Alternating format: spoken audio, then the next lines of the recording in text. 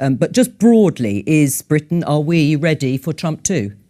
No, I don't think the world is ready, because I don't think the world can be ready. Right? We're in the building of a new, not just a new American political order, but a new world order. We know a new thing is emerging. We don't really know what that will be yet, because, I mean, to some extent, Trump is unpredictable. That's baked in, but there are also real tensions in the Republican coalition. There are different visions for what the second Trump presidency might be, right? There's the populist nationalist vision of J.D. Vance. It's Main Street over Wall Street. It's Main America over coastal elite. It's America first. We're sort of used to that as a continuation of the Biden administration's project.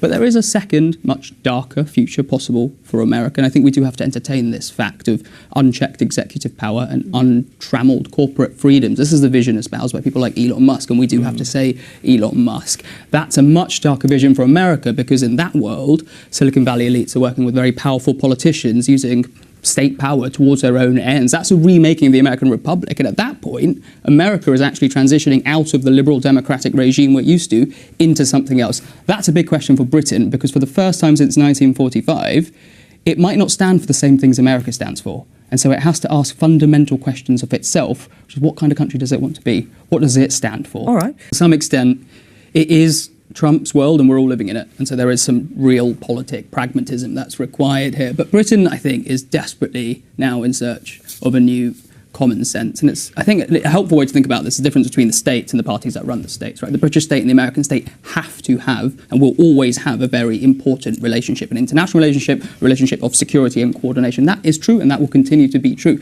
But the Labour Party and the Republican Party in its current incarnation are almost diametrically opposed on some of the most fundamental concepts. And it's different to what Richard was saying. It's not so, it's because these are concepts of rule of law, of women's rights, of the importance of the administrative state. These are so fundamental, these differences. They can't be bridged. These are ideological things that cannot be bridged, and that will cause tensions over the years to come between the British government and the American government. But that will play out. Tensions. Robert Jenrick, the Shadow Justice Secretary, before we knew that Axel Rudakabana was going to plead guilty, did tweet this earlier today, my statement on the Southport trial.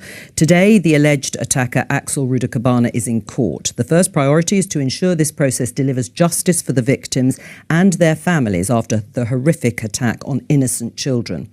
People should be mindful of what they say, as it could jeopardise a criminal trial. He goes on to say, but once this trial is over, Keir Starmer must be held to account. What did he know and when? Why did it take months for the police to reveal they were investigating the suspect's possessions of documents relating to Al-Qaeda and a biological weapon?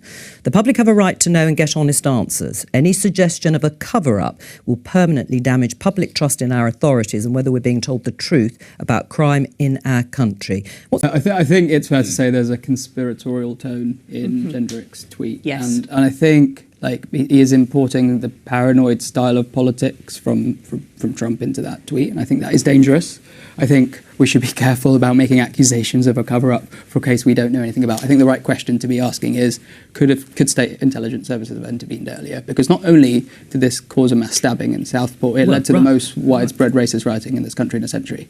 So that is a really significant question, and that is where we should be focusing on. What could the state have done if it knew so much about this individual to have prevented it getting to this stage? I think we could all do with being a little bit more humble on this debate. This is a pretty significant structural change in the economy, right? Working from home has become standard for all employees with a university degree. That's a massive, unexpected and significant shift in the economy.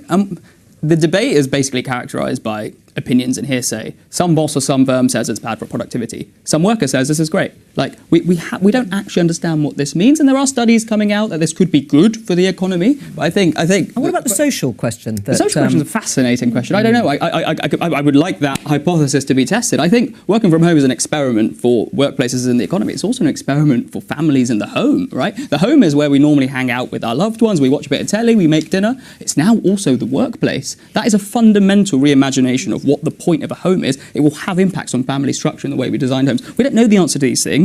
We should think about it more deliberately rather than sort of asking someone's opinion for some conjecture on, is this good or bad for the economy?